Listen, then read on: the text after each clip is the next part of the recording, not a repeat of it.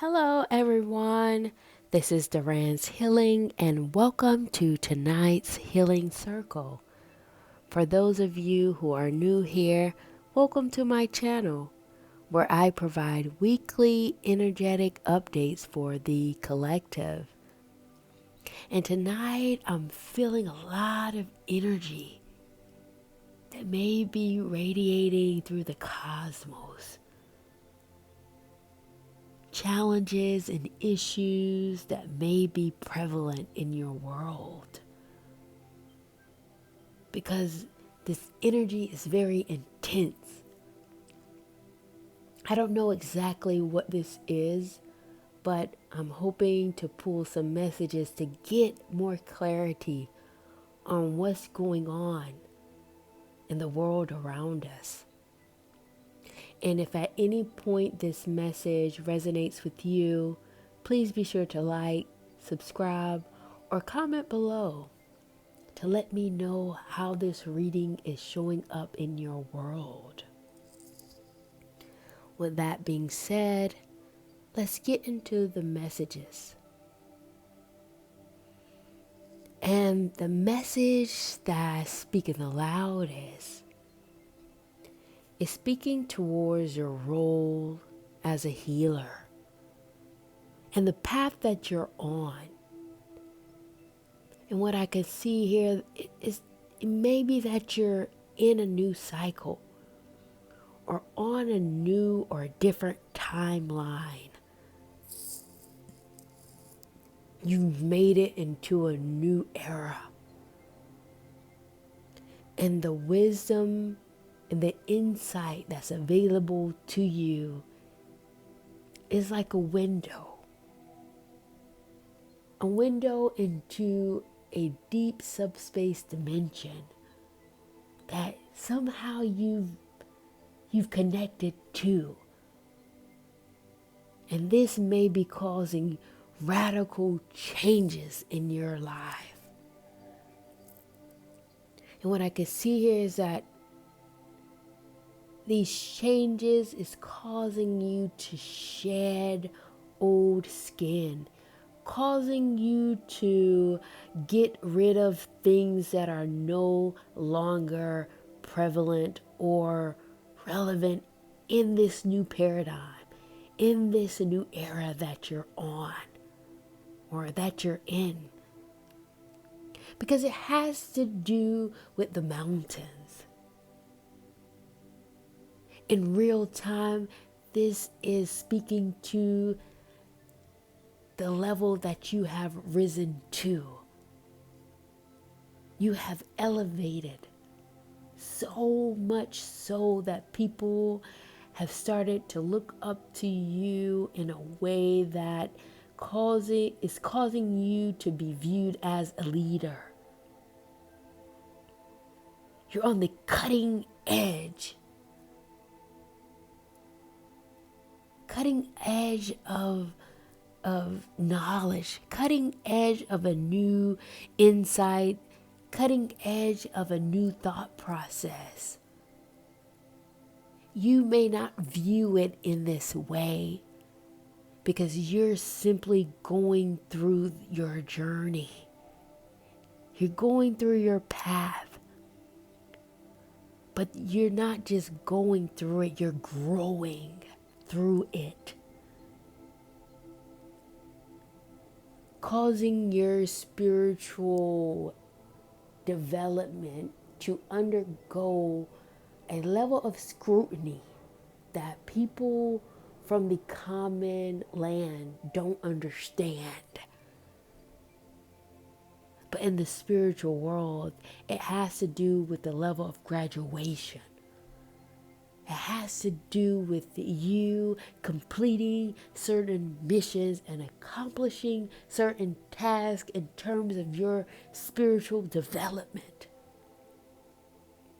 That is lending its way to your knowingness in your development in terms of growth, in terms of your consciousness.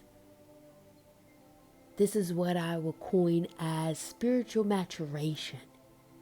You're maturing. You have grounded yourself in the spiritual world in a way that you know was where you are. You know where you're going.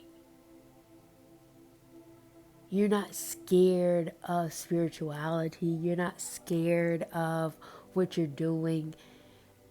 You know that you've been given tests and you're taking it with so much grace and in ease in a way that is often not spoken about. This is where you start to get in between the veils of different worlds. Stepping into the unknown, into the unseen, crossing over the threshold of the time-space continuum, elevating yourself because you've done the work on yourself. Now you've heightened. You're standing tall, and people in the modern world are starting to see you as the leader that you are. However, this doesn't come without its challenges, without its difficulties, because healing is at the forefront of community. This can be taken as some version of medicine, some version of receptivity. In other words, that some people may not be able to receive where you are and where you have grown into. And others can look at you with honor and respect and wanting to know the wisdom that you have gained because of where you are and where you're finally positioned. But for you, home may be otherworldly. You may feel like you're not a part of this world anymore because of your comfortability and your growth in the spiritual kingdom, in the spiritual world. You don't get to this place without having some form of resonance, without having some form of comfort. When you go through many challenges and gain so much insight, your skills become developed, and there is some sense of comfortability in navigating between or in this process. And for you, you may resonate more with being otherworldly, being spiritual, understanding that the community that you may be in, there's familiarity there. You know people from your childhood, you know your family, but your sense of identity, the gauntlets that you have gone through, didn't come from the mundane side of things. It comes from the other world. It comes from the other side. And this is where you've gained a sense of who you are. This is where you're able to ground yourself. And the wisdom that you've gained has developed you to the point where you're skilled in terms of people. You can see through things in a way that may scare others. If I would put this into smaller terms, I can pick up on gaslighting and manipulation and control. Not because people are trying to do this intentionally. It has everything to do with the purity of your spirit and the fact that you have made it through so many grade levels in the spiritual world that truth is of the utmost importance. And the wisdom that you have gained throughout this process has given you a level of insight about human dynamics, human relations, and human behavior. So much so you may be a counselor or a psychologist or a sociologist. I mean, this really may be true for the people that I'm pulling in on. But in terms of your skill set, when you speak and connect with people on a mundane level or the regular day-to-day life, it may be too much for them, especially when they haven't grown, when they haven't done the work, when they continue to live life in a comfortable level, trying to meet the status quo and to keep up with the Joneses however they see fit. But when you step into the equation and speak the wisdom that you carry, you will receive pushback. You will receive people deflecting and trying to counter the information and the wisdom that you carry because it's so otherworldly to them. It's foreign to them. But the truth of the matter is that it doesn't make it any less true. No matter what form or defense mechanism they try to take a hold, it doesn't matter. The truth is the truth and facts are facts. And your spirit radiates that. And the energy of communication allows you to stand in your power, reaffirming and doubling down on the truth and the wisdom that you carry, connecting you to very key relationships. What I mean by this is that you can't communicate to yourself alone as a healer. It has to reach the people. And first and foremost, it reaches the people that are closest to you, meaning the very intimate relationships that you have. But your words are connected to your power, connected to the healing capacity that you have within your spirit, whether people like it or not. This isn't a matter that should concern you. Your concentration should be on reiterating the wisdom that you carry, point blank, period. And you will see what you say will nurture the spirit of the very energy that either rejects you or accepts you. It doesn't matter, nurturing will still happen. The hard truth still seeps into the soul of those that reject,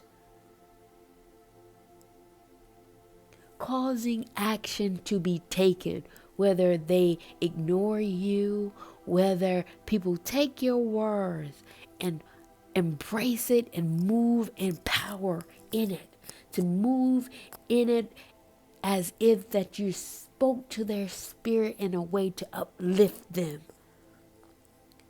That's what it's really intended for. You can't control if others don't respond in the likeness in which you tell them. It's not your business. The higher power, your ancestors are kicking in this moment to say, stay deep. Stay in the truth. Stay in the thick of it, even when it's hard. Because this is your medicine. This is a gift that you have to offer up for healing. And you know this. This is something that you're aware of. Your responsibility is to stand in it. Oh, wow, very powerful message. Very powerful. I don't know who picked up on this energy, but if this message has resonated with you, please be sure to like, please be sure to subscribe, or comment below to let me know if this message is showing up in your world. And as I do in my readings, I shift the energies from the messages that I receive, and I'm going to shift the energy at this moment and see if there are any other messages that the higher energy would like for me to share with you all. And what I will do is pull some cards to see what the higher energy would like for me to share with you all at this particular time.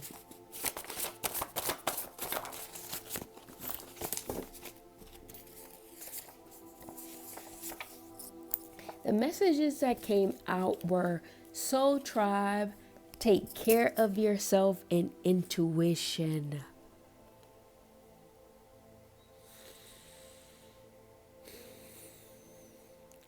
You're a person that longs for your soul tribe.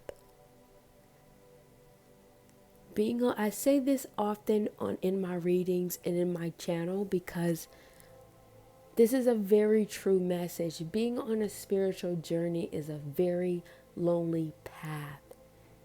It can feel lonely because you're constantly in the world of the spirit. However, everybody yearns for community. And you're the type of person that needs a soul tribe. You need people around you that can understand the type of person that you are. That wants the wisdom that you carry and can hold you in a way that makes you feel like you're seen, you're heard, and your energy has value. Makes you feel like you have a place, like you belong.